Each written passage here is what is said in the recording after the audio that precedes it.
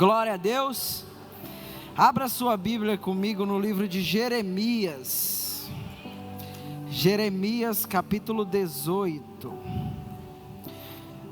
Possivelmente você já viu o tema que nós conversaremos nessa noite nas redes sociais. Nós vamos falar sobre oleiro. E eu queria ler com você esse texto base, livro de Jeremias capítulo 18, amém? Eu vou ler na minha versão, pode ser que seja diferente da sua. A minha versão eu sempre esqueço, deixa eu conferir aqui qual é a Almeida Revista e Atualizada. Pode ser que a sua seja a NVI, você acompanha, pode ter algumas palavras diferentes, mas o contexto é o mesmo, não muda, tá? Jeremias capítulo 18, versículo 1, fala assim, acompanha comigo. Palavra do Senhor que veio a Jeremias, dizendo: dispõe-te e desce à casa do oleiro, e lá ouvirás as minhas palavras. Desci à casa do oleiro, e eis que ele estava entregue à sua obra sobre as rodas. Como o vaso que o oleiro fazia de barro se lhe estragou na sua mão, tornou a fazer dele outro vaso, segundo bem lhe pareceu. Então veio a minha palavra do Senhor: não poderei eu fazer de vós como fez este oleiro, ó casa de Israel? Diz o Senhor: eis que, como o barro na mão do oleiro, assim sois vós na minha mão, ó casa de Israel. Amém? Feche seus olhos, vamos orar mais uma vez. Jesus, obrigado por esse culto, obrigado por cada pessoa que está aqui nesse lugar. Nós queremos, Deus, dedicar esse tempo a ouvirmos um pouco mais da Tua Palavra. Aquieta a nossa alma, aquieta o nosso coração, aquieta a nossa mente, que nós possamos ouvir, entender e reter algo de bom para as nossas vidas nessa noite. Em nome de Jesus, amém. Amém? Deixa a sua Bíblia aí aberta. Hoje nós vamos andar a Bíblia para frente, para trás, para um lado, para o outro. Mas eu queria começar falando que, como o tema da palavra é oleiro, nós temos dentro da igreja um costume de chamarmos uns aos outros de vasos, né? O Bruno é um vaso de Deus, é um homem cheio da bênção, cheio da unção. Isso é um linguajar nosso, cristão, crentes, que a gente usa para se referir que alguém é um canal de Deus, um canal de bênção, um homem de Deus, uma mulher de Deus. E você pode ter já chamado alguém assim, ou já pode ter sido chamado por alguém assim. Quem já chamou alguém de vaso ou de vaza? Pronto, todo mundo. E quem já foi chamado? Praticamente todo mundo também. Então, a primeira coisa que nós entendemos é que nós somos vasos de Deus. Mas eu queria dedicar essa primeira parte dessa noite a esmiuçar um pouquinho melhor esse texto que nós acabamos de ler, tá? Ele começa falando do profeta Jeremias, um profeta, um homem de Deus, conhecido como profeta chorão. Mas ele começa falando assim, Jeremias dizendo: a palavra do Senhor veio a Jeremias dizendo: dispõe-te. E aqui eu quero fazer a primeira pausa. O primeiro ponto que a gente analisa nesse texto é que essa palavra, dispõe-te, em algumas linguagens da Bíblia, a palavra que tem aí é vá, dispõe-te ou vá. O que a gente supõe aqui? Que Jeremias estava muito possivelmente em sua casa, descansando, tranquilo, talvez no sofá, numa cadeira de balanço, numa rede, comendo um pedacinho de queijo e tomando um café, bom demais. Mas ele estava tranquilo, num lugar de conforto, um lugar cômodo para ele. E Deus deu um direcionamento: olha, Jeremias, dispõe-te, ou seja, vá até a casa do oleiro. Intrinsecamente, o que Deus está falando para Jeremias é assim: Jeremias, eu sei que você está em um lugar de conforto. E se nós olharmos as possibilidades de Deus, Deus pode falar conosco em qualquer lugar. Deus poderia falar com Jeremias na casa dele, sim ou não? Sim. Deus poderia falar com Jeremias no templo, sim ou não? Sim. Deus poderia falar com Jeremias no monte? Sim. até mesmo em sonhos, Deus poderia falar. Mas para aquela situação específica, a primeira coisa de Deus a Jeremias é: vai. Era mais ou menos assim: olha, para essa etapa de direcionamento que eu tenho para você, eu preciso que você levante de onde você está e você saia do seu lugar de conforto. Trazendo para a minha vida e para a sua, Deus pode falar conosco de diferentes maneiras. Deus pode falar na nossa casa, tomando banho, num sofá, ouvindo uma música, no monte, aqui na igreja, em qualquer lugar. Mas existem alguns momentos em que a fala que Deus quer ter conosco exige que primeiro nós saiamos do nosso lugar de conforto. Então muitas vezes o Senhor chega no Siebert e fala assim: Siebert, Deus não vai falar assim para o Siebert: ó, vai lá onde tem alguém fazendo um vaso. Mas Deus pode tirar ele da zona de conforto falando assim: faz um jejum. É um dispõe-te diferente, é um vá diferente. Então Deus muitas vezes fala conosco, colocando em nosso coração direcionamentos que nos tiram da zona de conforto. Que pode ser fazer um jejum, pode ser participar de uma campanha, pode ser tirar um tempo de oração nas madrugadas, pode ser inúmeras formas. Mas a primeira coisa é que Jeremias foi tirado do seu lugar de conforto. E o texto continua falando assim: ó, dispõe-te e desce à casa do oleiro, e lá ouvirás as minhas palavras. Aqui tem um segundo ponto. Como nós falamos, Jeremias poderia ter ouvido a Deus em qualquer lugar, mas para essas palavras específicas de Deus tinha uma pré-condição. Olha, eu quero falar as minhas palavras a você, Jeremias, mas eu só irei falar quando você já estiver aonde eu lhe mandei ir. Então, tem coisas que Deus quer romper na nossa vida e que a gente fica esperando de Deus um direcionamento para que a gente comece a agir naquilo que Deus mandou. Mas tem palavras que Deus só vai romper na nossa vida quando nós já estivermos fazendo aquilo que Deus nos mandou fazer, fora da zona de conforto. Então esse trechinho de ir lá ouvirás, ele fala que nem tudo que nos conduz para uma experiência de Deus faz sentido para uma lógica humana. Jeremias poderia ter pensado assim: como assim Deus está querendo falar comigo? Por que ele não fala aqui? Ele já começou a falar. Por que ele não continua falando? Por que eu tenho que ir na casa do oleiro? Será que esse oleiro vai ser tomado pelo Espírito de Deus e vai profetizar na minha vida?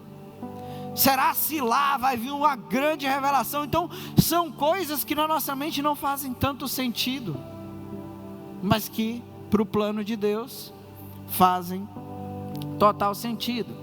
E aí o texto continua: desci à casa do oleiro, e eis que ele estava entregue à sua obra sobre as rodas. Em algumas versões, esse estava entregue às suas obras vai vir como o oleiro estava trabalhando. E aqui vem uma coisa que também é muito importante. Jeremias, ele poderia ter pensado assim: se Deus me mandou ir na casa do oleiro, muito possivelmente Deus falou com o oleiro também. Deus avisou o oleiro que ele ia mandar um profeta, e que esse profeta ia chegar, e o oleiro deve estar esperando por mim para compartilhar a palavra que Deus quer. Mas quando Jeremias chega lá, o oleiro nem tinha um para ele. Trabalhando estava, trabalhando continuou. Então Jeremias, ele chega e ele percebe que o oleiro está lá, com o pezinho aqui no pedal, fazendo a roda girar, e o barro girando e moldando. E Jeremias percebe que o oleiro está trabalhando, e aparentemente pelo texto ele não deixa tão claro nas letras, mas nós podemos supor que o oleiro não parou em nenhum momento. Por quê? Porque quando o oleiro está fazendo barro, se ele para, ele interrompe, para ele voltar, vai deformar alguma coisa. E o texto ele continua falando assim, ó: como o vaso que o oleiro fazia de barro se lhe estragou na mão, tornou a fazer dele outro vaso. O que a gente percebe? Que Jeremias ele chegou, e ele simplesmente ficou olhando. O oleiro não parou para receber, e aí profeta, tudo bem, como é que vai? Não, Jeremias chegou, encontrou o oleiro trabalhando e ficou observando o oleiro trabalhando. Por quê? Porque ele percebeu que o oleiro estava trabalhando, ele percebeu que o vaso não saiu do jeito que o oleiro queria, e ele percebeu que o oleiro teve que refazer. Trazendo para mim e para a sua vida, muitas vezes Deus nos manda fazer alguma coisa diferente, sair da zona de conforto, e aí nós vamos lá e fazemos, saímos da zona de conforto. E aí Deus começa a querer falar com a gente de alguma forma, mas nós somos imediatistas. A gente quer chegar na casa do oleiro e quer que o oleiro pare tudo o que está fazendo para trazer a palavra de Deus para o meu e para o seu coração. E o que o texto está intrinsecamente falando conosco é: o oleiro nem sempre vai parar o que está fazendo para nos falar aquilo que nós queremos ouvir. Tem coisas que, para nós ouvirmos o que Deus tem para nós, nós vamos ter que chegar e simplesmente observar, olhar. Deixa eu ver o que o oleiro está fazendo. Mas nós somos imediatistas, a gente quer começar um jejum hoje, amanhã nós já queremos ter a resposta de Deus. A gente quer começar uma campanha de oração hoje, amanhã a gente já quer que todas as orações sejam respondidas.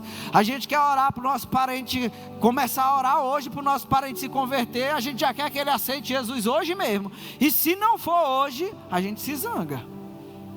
Não é verdade, Bruno? O oleiro está trabalhando, e na hora certa ele vai fazer algo. Então essa é a terceira coisa, que o oleiro está sempre trabalhando. Nem sempre a voz de Deus, o direcionamento de Deus vai vir na velocidade que a gente quer. Mas aí tem um quarto ponto, né? Que está lá no versículo 4. Tornou a fazer dele outro vaso, segundo bem lhe apareceu. Então o importante é o vaso ser feito conforme a vontade do oleiro, para um bom uso do resultado final. O que é isso? Quem tem padrão de qualidade de vaso de barro é o oleiro. Quem sabe como fazer, de que forma é a melhor maneira, é o oleiro. O oleiro sabe que quando ele está fazendo, se o lado esquerdo ficar mais fininho do que o direito, o vaso vai ficar penso, vai pesar mais para um lado do que para o outro, vai correr risco de quebrar. Se ele não pressionar tanto a argila para ela realmente compactar, pode ficar alguma bolha de ar que vai virar uma fissura, e o vaso vai quebrar. Então o oleiro, ele faz o vaso, faz e refaz quantas vezes ele bem entender, desde que o vaso no resultado final tenha o padrão de qualidade do oleiro. Amém? Quantos estão entendendo até aqui? Então, quando nós nos referimos a nós mesmos como vasos de barro, nós precisamos saber que o versículo 6, que Deus fala assim: olha, eu posso fazer isso com o povo de Israel, é Deus falando assim: eu sou o oleiro, que eu faço vocês. Tem coisas que para que eu faça em vocês, vocês precisam sair da zona de conforto. Nem sempre eu vou dar a resposta de vocês no tempo que vocês querem, porque eu estou o tempo todo trabalhando, e o padrão de qualidade do vaso, quem define sou eu. Isso é o padrão de Deus sobre vasos de barro. Mas eu queria compartilhar com você o que eu venho meditado há alguns meses. São 3 tipos de vasos que a gente encontra na Bíblia e que eu quero compartilhar um pouquinho com você essa noite. O primeiro tipo de vaso, eu vou pedir para você só talvez folhear uma página aí. Está lá em Jeremias 19. Jeremias capítulo 19, versículo 1, fala assim, ó: assim diz o Senhor, vai, compra uma botija de oleiro. O que é uma botija de oleiro? Um vaso de barro. E leva contigo alguns dos anciãos do povo e dos anciãos dos sacerdotes.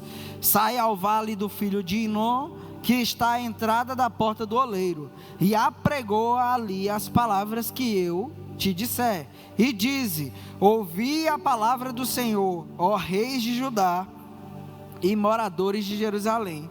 Assim diz o Senhor dos Exércitos, o Deus de Israel: eis que trarei mal sobre este lugar, e quem quer que dele ouvir, retinir-lhe-ão os ouvidos. Agora pula para o versículo 10, desse mesmo capítulo 19, fala assim: então quebrarás a botija, o vaso de barro, à vista dos homens que foram contigo, e lhes dirás: assim diz o Senhor dos Exércitos, deste modo quebrarei eu este povo e essa cidade, como se quebra o vaso do oleiro.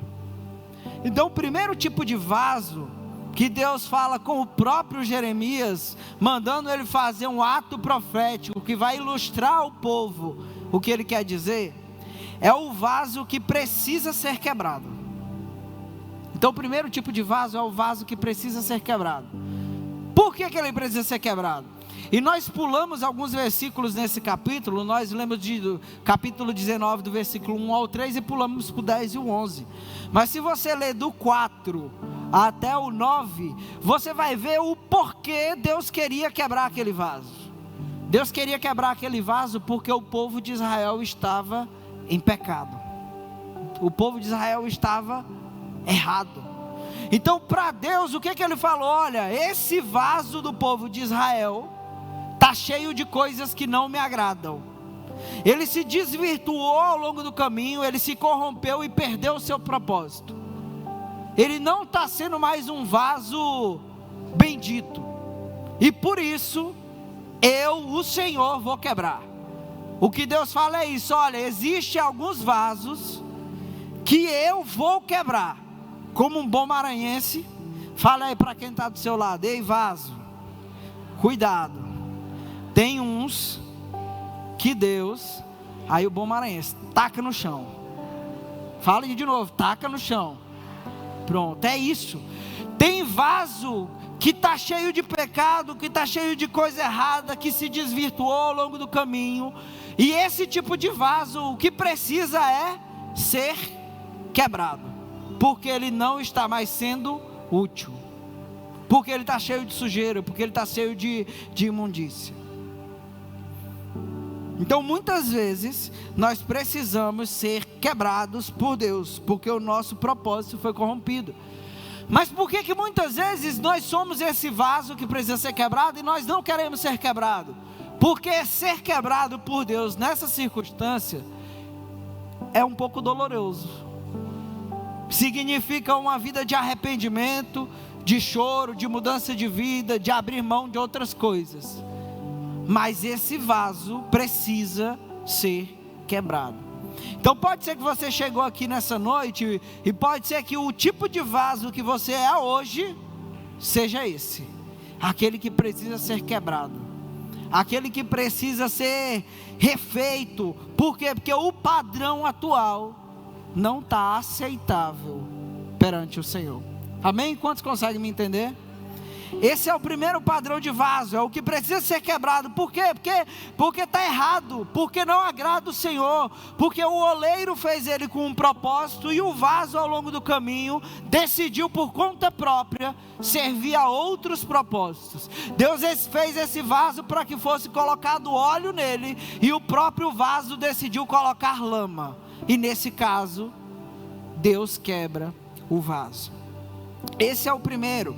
Mas existe um segundo tipo de vaso, e eu quero que você abra a Bíblia comigo lá em Isaías capítulo 45. Amém? Glória a Deus, obrigado. Isaías 45.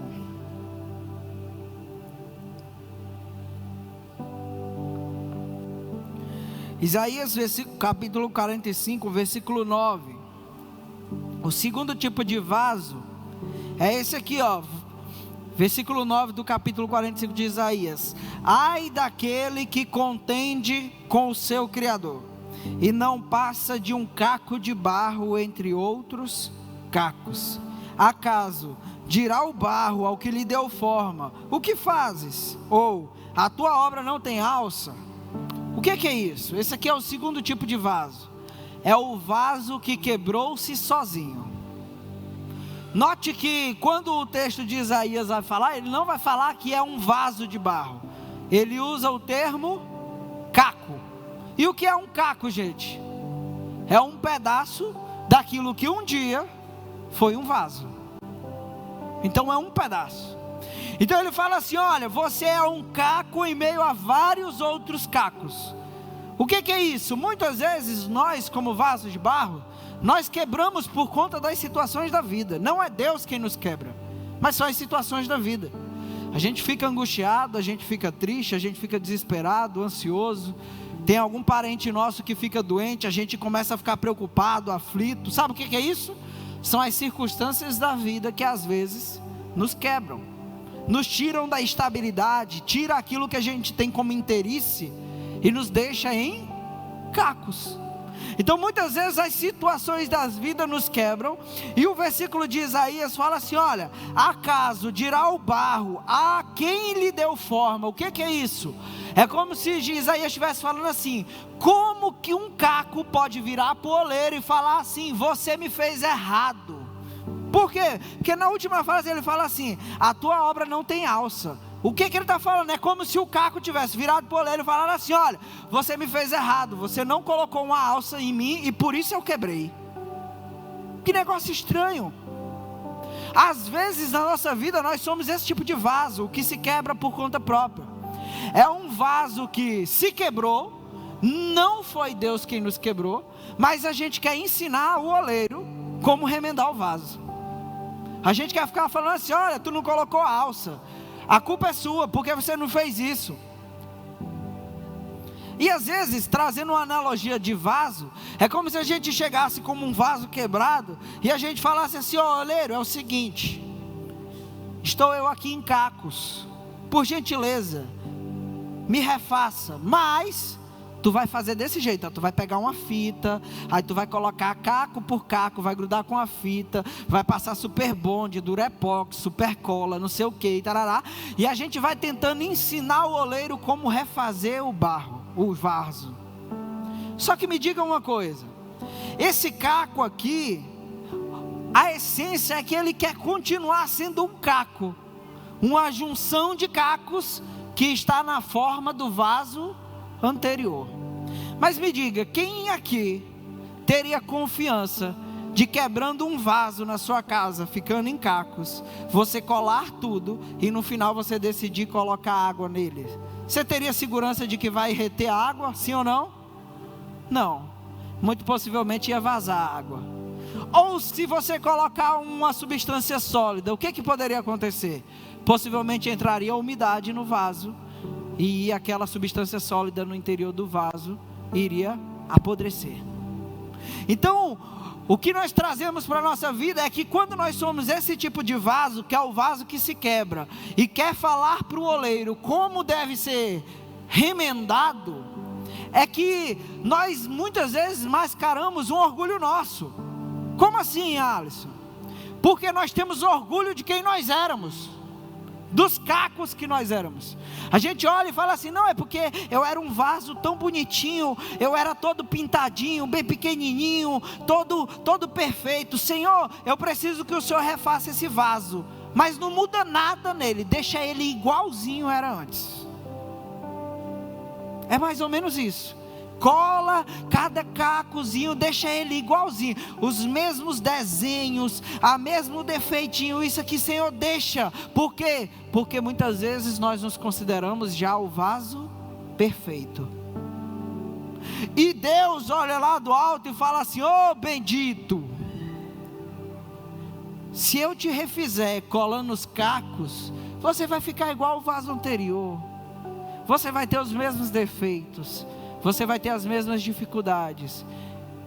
E gente, vaso remendado não tem utilidade para nada, só para decorar.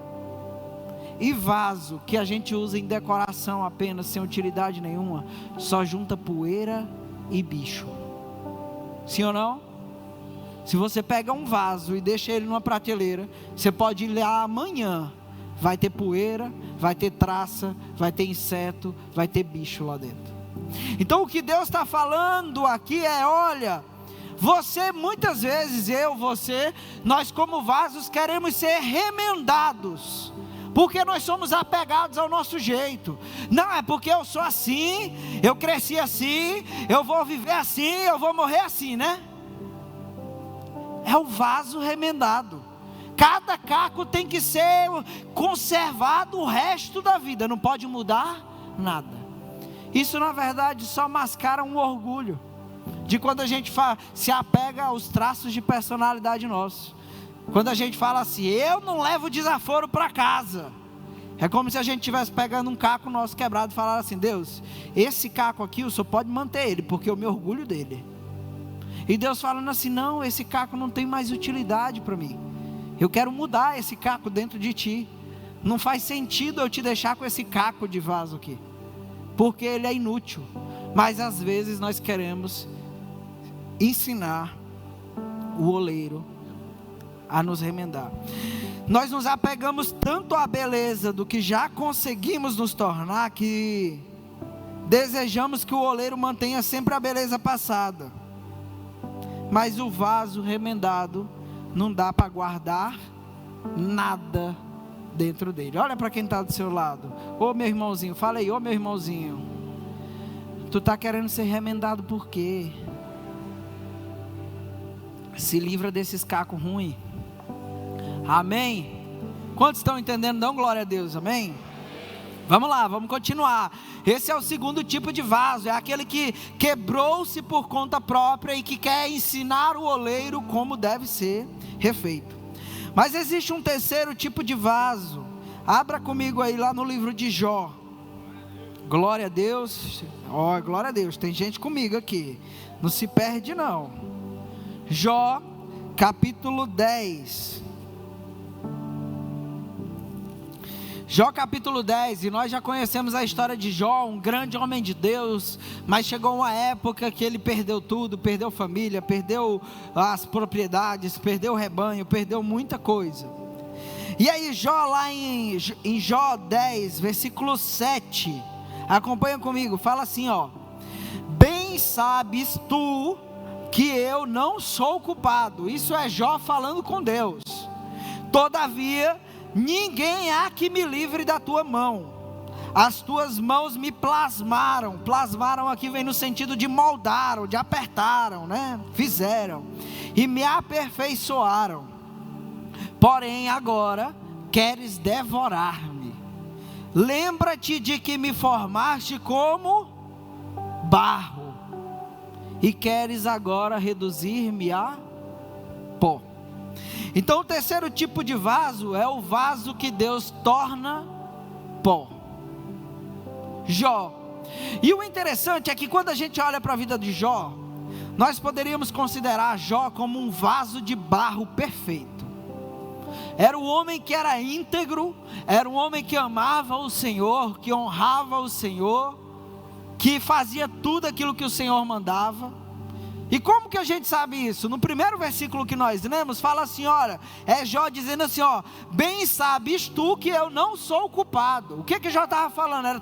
Nos dias atuais, era Jó falando assim: Deus, eu não sou o tipo 1 do vaso, que é o que tu quebra porque está em pecado. Você sabe que eu não tenho culpa de pecado. Jó falando assim: eu não sou o vaso 1, eu não mereço ser quebrado por conta do meu pecado. Mas aí ele continua: todavia ninguém há que me livre da tua mão. As tuas mãos me plasmaram e me aperfeiçoaram. O que Jó está falando aqui? Senhor, eu também não sou hoje o vaso 2. Eu não estou quebrado aqui, destruído, tentando ensinar ninguém. Foi o Senhor quem me fez. Foi o Senhor quem me moldou. Eu não sou nem o vaso 1, nem o vaso 2. E aí Jó traz o vaso 3, que é o quê? Lembra-te que me formaste como barro e queres agora reduzir-me a pó. Então Jó está falando assim: Senhor, há um terceiro tipo de barro, de vaso, que eu estou começando a entender agora, que é o vaso que precisa virar pó, que precisa ser esmagado. Então aquele caco, aqueles pedaços de caco que a gente tanto ama, que a gente não quer abrir mão da nossa personalidade, do nosso jeito, Jó está falando assim: esse caco precisa, por Deus, virar pó, ser esmagado. E esse é o nível que nós precisamos chegar. Por quê? Porque geralmente nós fugimos de virar pó. Sabe por quê? Porque para virar pó, dói. Para virar pó a gente tem que pegar cada caco, isso aí ó, batendo, quebrando, moendo, botar numa prensa e moe, vira grão. Não está suficiente não, o grão tem que reduzir, tem que virar pó. Esmaga, aperta, bate, aperta, até que o caco vire pó. E na nossa vida nós somos assim, nós precisamos virar pó. E aí às vezes a gente se coloca na figura de Jó e fala assim, mas por quê? Se eu sou um homem de Deus, Jó, gente, era um homem perfeito, era o vaso perfeito, por que ele precisava tanto isso? E aí eu quero trazer uma visão de T.D. Jakes, no livro, que é um autor, um bispo lá dos Estados Unidos, no livro dele, Da Pressão ao Propósito, ele traz uma analogia, falando um pouco sobre a vida de Jó, e falando sobre as nossas vidas, que é a analogia da uva, para esse tipo de situação. Ele fala assim, olha, imagina que todos nós somos uvas, e que tem um dono da vinha, e esse dono da vinha é Deus. E quando o dono da vinha vai lá na parreira colher a uva, ele pega lá diferentes cachos, e quando ele volta ele vai selecionar a uva. Ele vai olhar para algumas uvas e vai falar assim, olha, essas aqui estão estragadas, descarta. Mas ele vai olhar para outras uvas e vai falar assim, olha, essas uvas estão boas para comer. Só que ele vai olhar para aquela mesma uva que está boa para comer, ele vai falar assim, elas estão boas apenas para comer.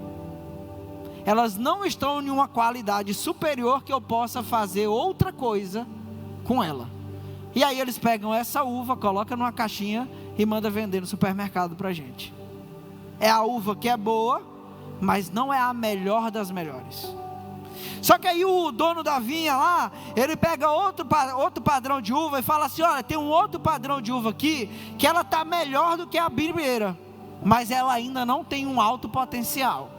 Ela está ali no meio termo. Pô, vamos fazer o seguinte, vamos fazer suco dela, vamos transformar ela em suco. Por quê? Porque eu consigo vender um pouquinho mais caro, porque ela vale mais, ela tem uma qualidade melhor, mas também é uma qualidade limitada.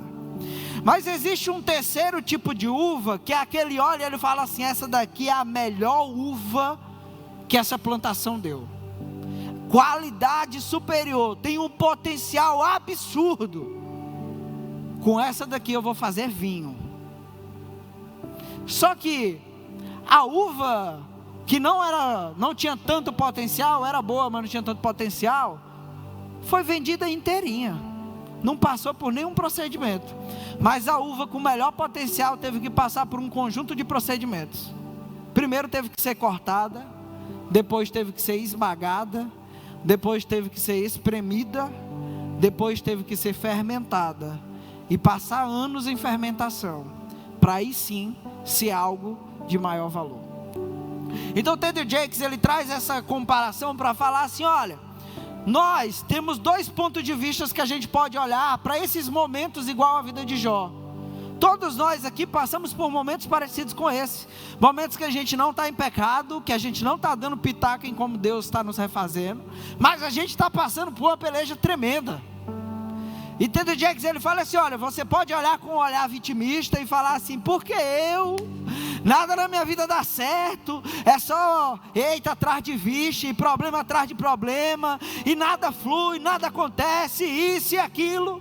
Nós podemos olhar desse ponto de vista, ou nós podemos olhar do outro ponto de vista, da uva do vinho, que é a uva que fala assim, cara, eu estou passando por um processo que é difícil, eu estou sendo cortado, esmagado, apertado, espremido, estou sendo colocado dentro de um barril para fermentar por muito tempo, em um ambiente úmido, escuro, mas isso é porque o dono da vinícola olhou para mim e ele falou assim, essa uva é melhor do que as outras, eu preciso fazer que ela atinja algo de valor maior.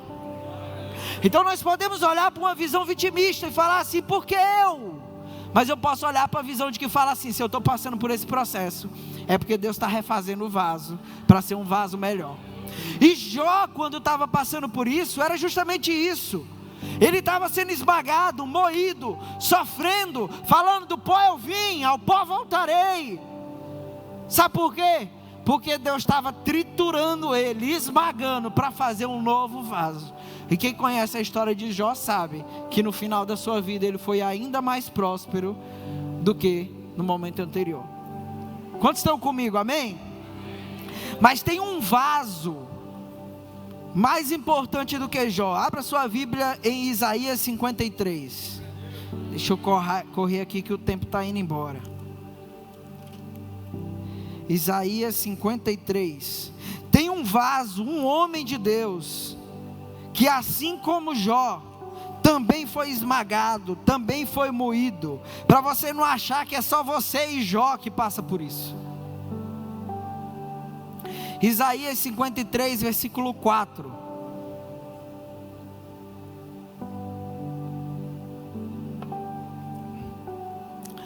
Isaías 53, versículo 4 fala assim, ó: certamente Ele tomou sobre si as nossas enfermidades e as nossas dores levou sobre si, e nós o reputávamos por aflito, ferido de Deus e oprimido.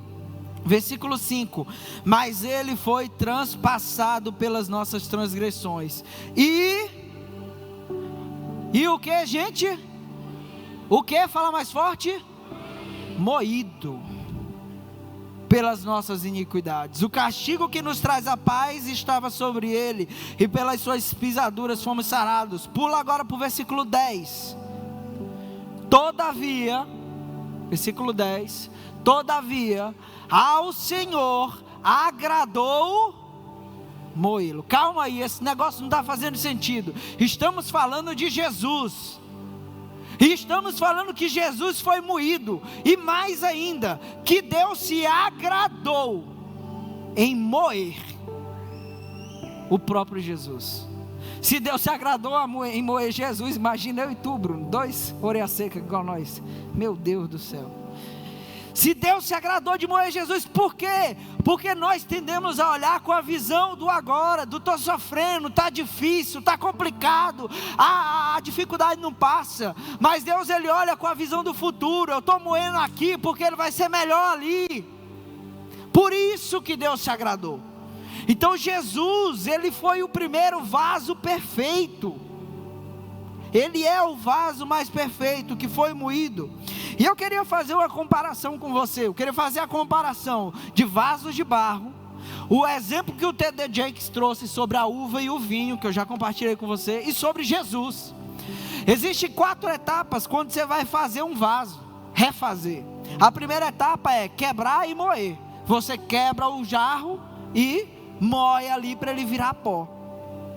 É uma etapa de dor. E na vida de Jesus essa etapa existiu. Quando ele foi lá para o Getsemane, que a Bíblia fala que ele suou sangue. Jesus estava sendo moído, quebrado. Jesus estava ali: Senhor, se possível passa de mim esse cálice. E ele suando sangue, ou seja, o vaso Jesus Cristo estava sendo quebrado. Mas e a uva, ela também passa por esse processo. Quando ela é cortada do pé, ela é cortada e vai ali, ela está sendo moída, ela está sendo quebrada. Aí vem a etapa do vaso, né? Depois que você quebra ele e moe, você vai modelar ele. Jesus foi modelado. Essa etapa de modelar é uma etapa que o oleiro aperta, estica, puxa, faz o que quer com o barro. Jesus, ele foi moldado, ele foi apertado. Quando Jesus estava no caminho lá da acusação, que ele olha para o lado, de um lado estão caluniando ele, do outro estão batendo nele. Quando ele olha para frente, está Pedro. O que ele ainda agora ia falar assim: Pedro, sobre você edificarei minha igreja. Está lá Pedro negando Jesus.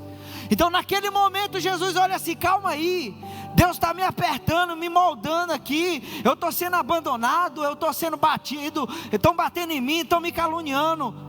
Era Jesus sendo moldado. Da mesma forma a uva, ela é moldada quando a gente está apertando ela ali, ó, tirando o suco. Vamos espremer, vai tirar esse suco, vamos peneirar. É a etapa de ser modelado. E aí vem uma terceira etapa, que é a etapa do forno. Nós podemos colocar o vaso para secar ao sol, mas não tem o mesmo padrão de qualidade. Pode chegar um animal, derrubar, uma chuva, enfim.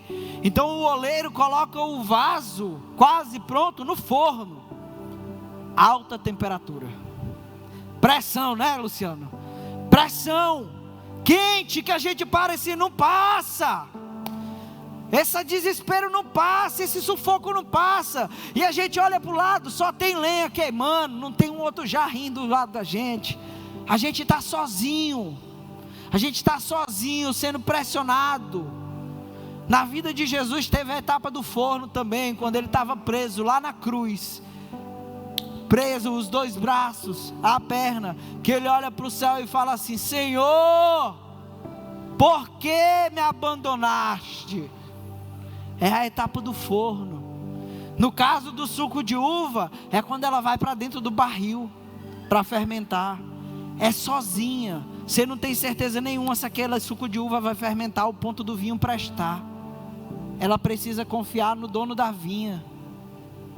Essa é a etapa do forno, e nós passamos também, até chegar na etapa do novo vaso, que é quando Jesus foi ressuscitado, e ele vive, e ele é um novo vaso, e é útil para toda boa obra.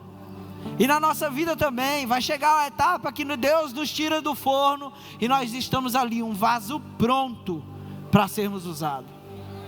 Glória a Deus.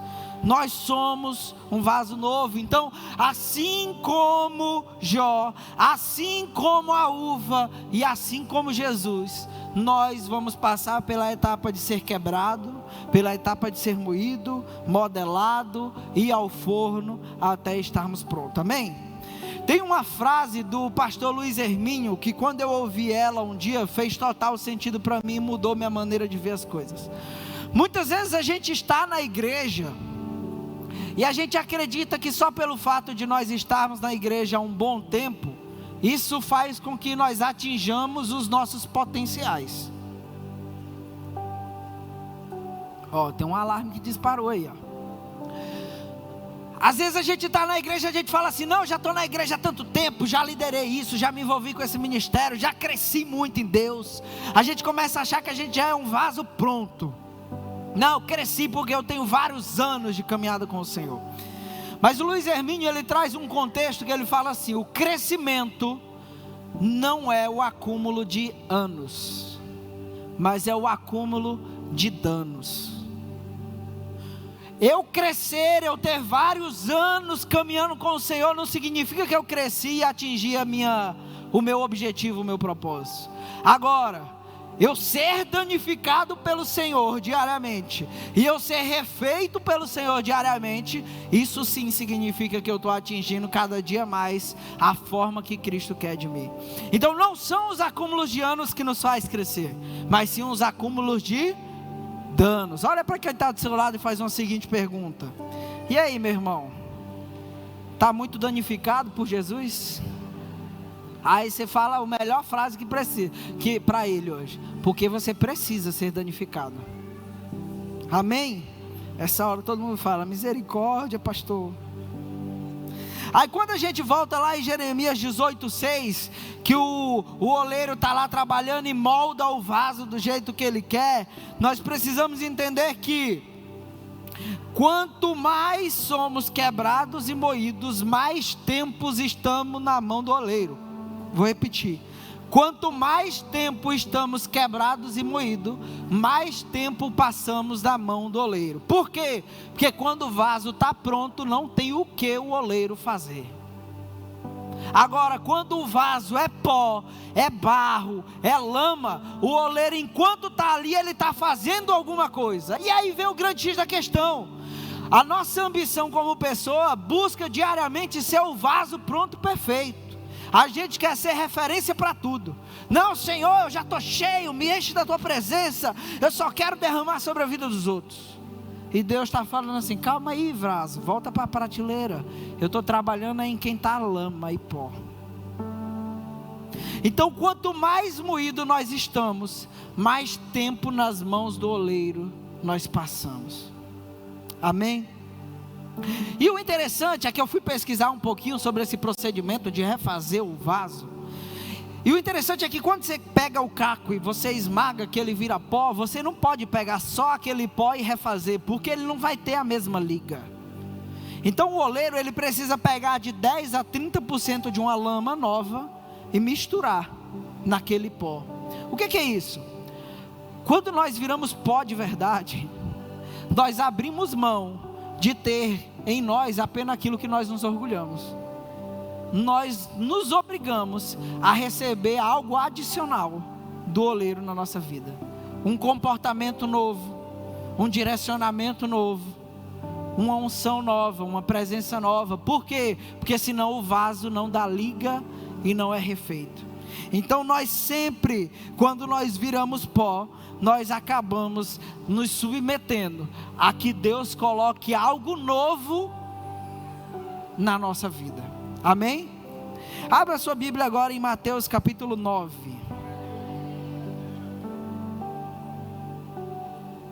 Mateus capítulo 9, versículo 16. Um outro recipiente na Bíblia que é citado na Bíblia e tem o mesmo propósito, vamos assim dizer, é esse que a gente vai ler agora, é o odre. Então, Mateus 9, 16, fala assim: ninguém põe remendo de pano novo em veste velha, porque o remendo tira parte da veste e fica maior a rotura ou o rasgo. Nem se põe vinho novo em odres velhos, do contrário, rompem-se os odres, derrama-se o vinho e os odres se perdem. Mas põe-se vinho novo em odres novos, e ambos se conservam. Então, quando a gente substitui essa palavra odre e coloca vasos de barro novo, a gente começa a entender que, por que nós precisamos ser refeitos? Porque a Bíblia fala que não tem como colocar um vinho novo, uma porção nova de Deus, algo valioso, em um recipiente velho, porque ele vai se romper e vai estragar o vinho, a porção que vem de Deus, e ainda estraga o odre, que somos nós. Mas quando eu tenho um odre novo, um vaso novo e uma porção nova de Deus, o versículo termina falando que ambos se conservam. Então tanto a unção é mantida por mais tempo, quanto o vaso se conserva por mais tempo. Então nós, como vasos de barro, nós precisamos ser quebrados, refeitos, moídos, modelados, levados ao forno. Por quê?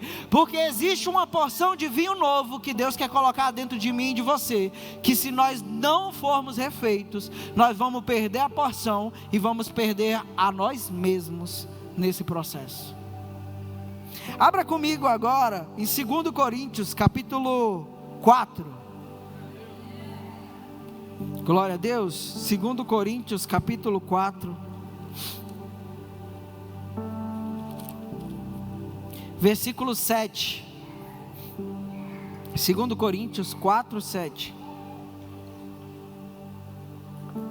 Aqui é Paulo falando: temos, porém, este tesouro em vasos de barro.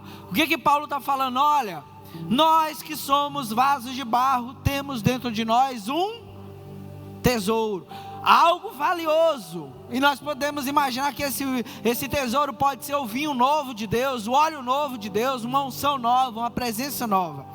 E ele continua falando assim: olha, para que a excelência do poder seja de Deus e não de nós. O que é isso? É porque às vezes, gente, o vaso, ele pode criar vida própria e achar que por ele ter algo dentro dele valioso, ele vale alguma coisa, mas não vale.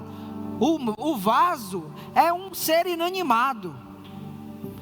Não foi ele quem o fez, não foi ele quem pintou a si mesmo, não foi ele quem decidiu onde ele ficaria, não foi ele que decidiu o que seria colocado dentro dele, não foi ele que decidiu nada.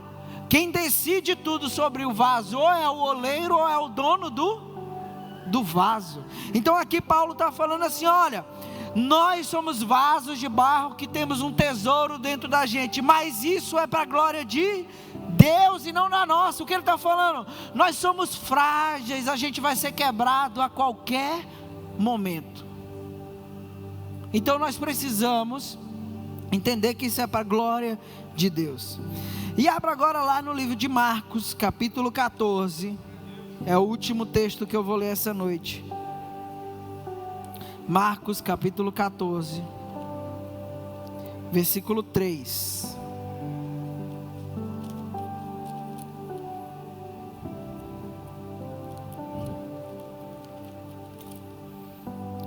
É um texto que a gente já conhece, que fala assim, ó: estando ele quem? Jesus, em Betânia, reclinado à mesa, na casa de Simão, o leproso, veio uma mulher trazendo um vaso de alabastro, ou um vaso de barro, com preciosíssimo perfume de nardo puro, um óleo que perfumava, e quebrando o alabastro, ou o vaso, derramou o bálsamo sobre a cabeça de Jesus.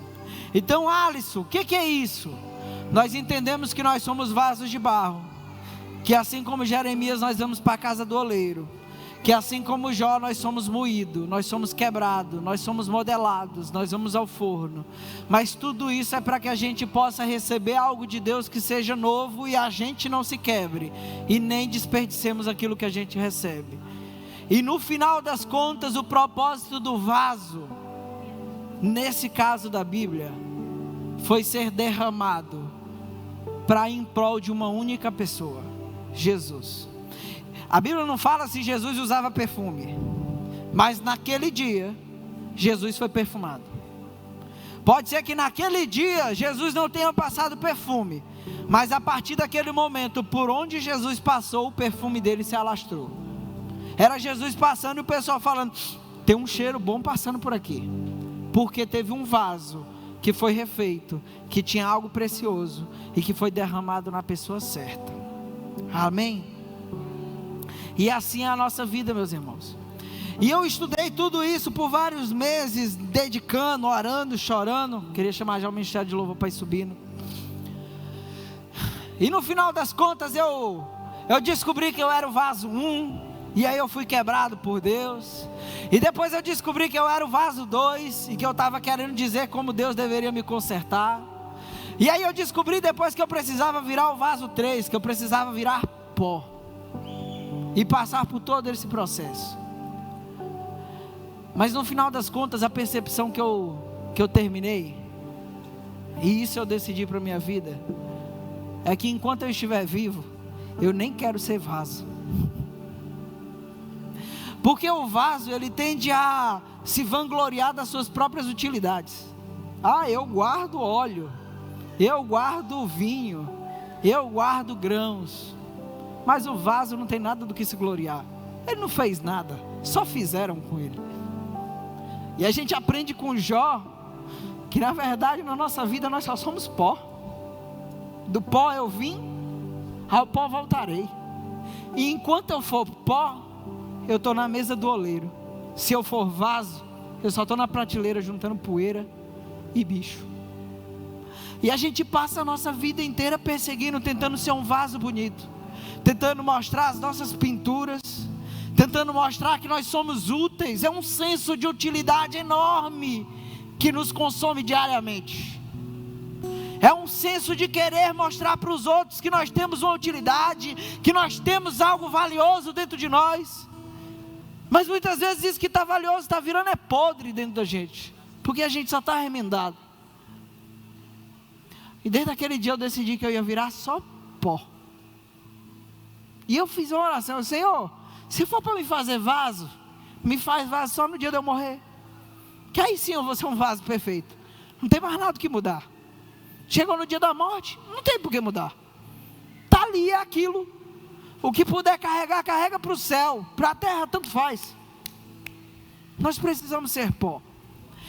E enquanto eu refletia nesse tempo, as pessoas que já estão na igreja há um bom tempo aí, elas vão lembrar. A gente tem muitas músicas que falam de vaso, né? Tem da Lumelpídio, tem de não sei o quê.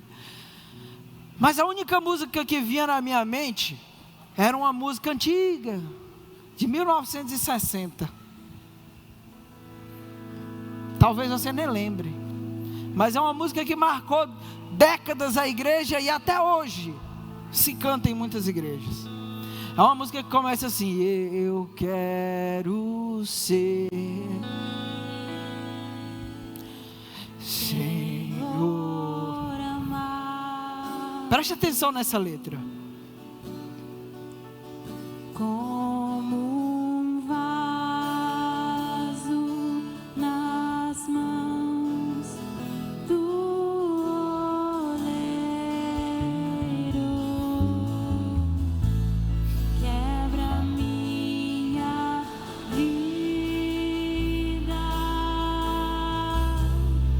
e faça de novo.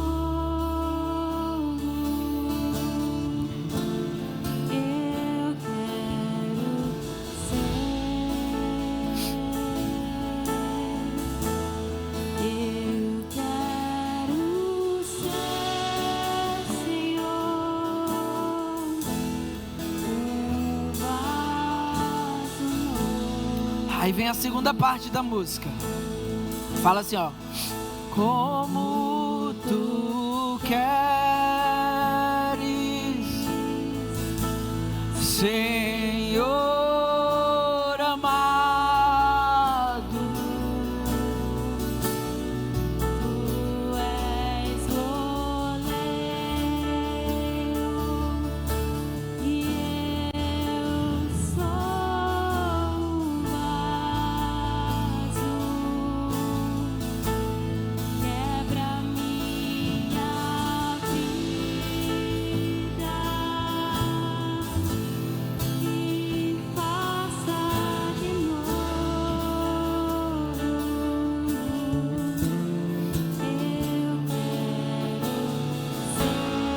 Eu quero ser, Senhor, um vaso novo.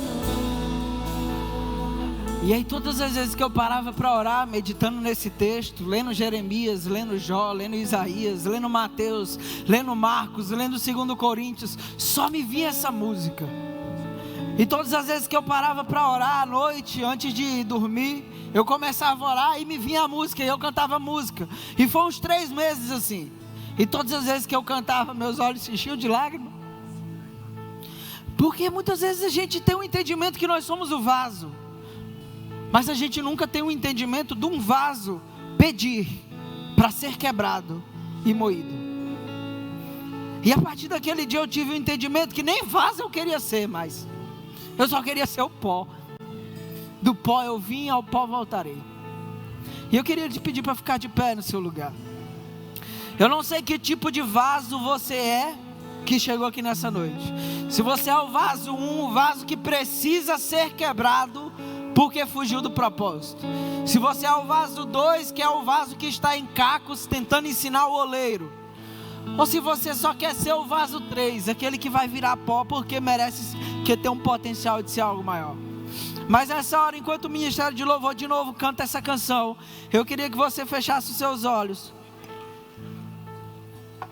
Não, tá bom. Obrigado. Eu queria que você fechasse os seus olhos e você tivesse um tempo de oração com o Senhor, você mesmo. E você começasse a falar: Senhor, que tipo de vaso eu sou?